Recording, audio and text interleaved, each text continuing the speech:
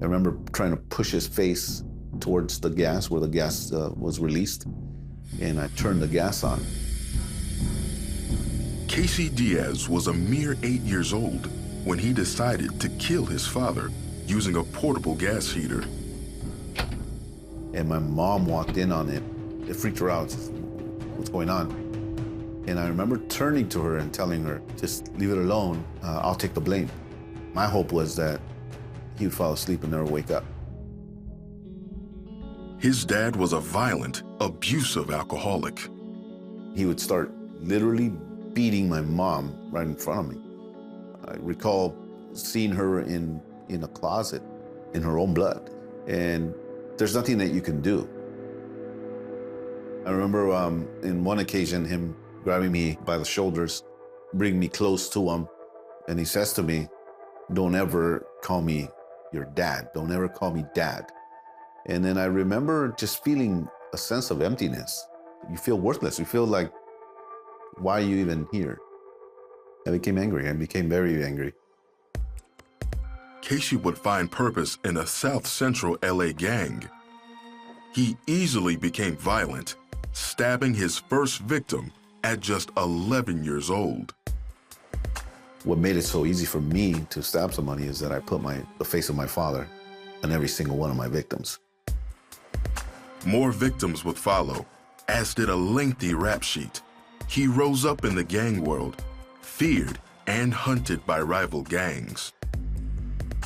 At 16, Casey was sentenced to 12 years in a juvenile correction facility for second-degree murder and 52 counts of armed robbery. He ruled the gang-infested prison until he attacked another inmate. I strangled him almost to death. That landed him in solitary confinement at New Folsom State Penitentiary. One day, a Christian woman, Frances, came by to invite him to a monthly Bible study. You're crazy. What are you talking about? Bible study. And I'm going, she's nuts. She doesn't know who she's talking to. And she says, I'm gonna be praying for you. And I'm putting you on my prayer hit list. She uses that word. And I said, you could do whatever you want, that's fine. I said, but I'm letting you know right off the bat, not interested in your Bible study or whatever religious thing that you're in. Every month for a year, she came by and Casey declined. But each time, her response was the same. And she would always say to me, I'm praying for you, and Jesus is going to use you. In his second year of solitary, he was awake, lying in his bunk. And all of a sudden, I start seeing what looks like a movie reel. I'm seeing footage that only I know from me growing up. And it starts to go into some details.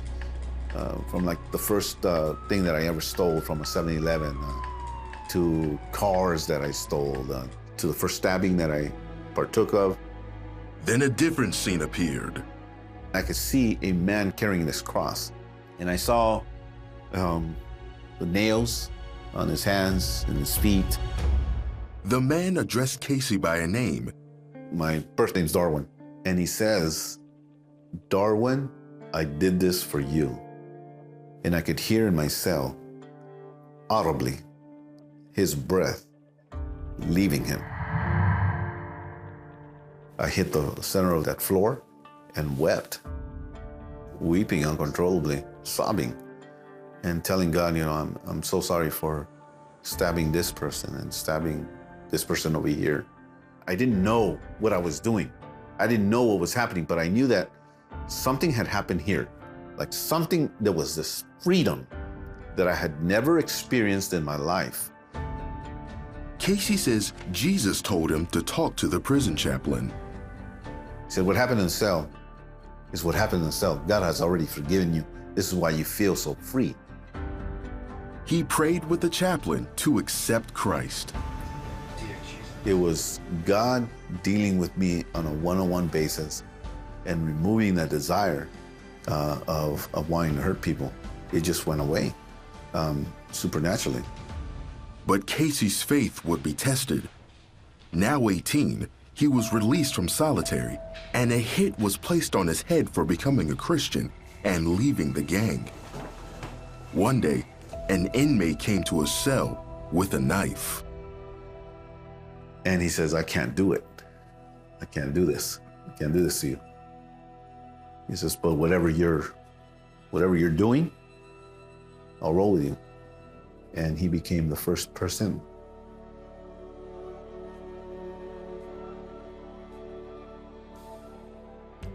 The first person I led to the Lord was the guy that was assigned to do the hit. The hit was removed, and for the remaining 5 years of his sentence, Casey would lead over 200 inmates to Christ. At age 25, Casey was released. In time, he forgave his dad, who eventually gave his life to Christ as well. Today, Casey owns a successful sign business and lives in LA with his family. Coming to Christ is and will always be the best decision that any man could ever make. He is so relentless in his pursuit of us. He's constantly, you might not notice it right away, but God is after the sinner. But his favor and his mercy and his grace, it just floors you.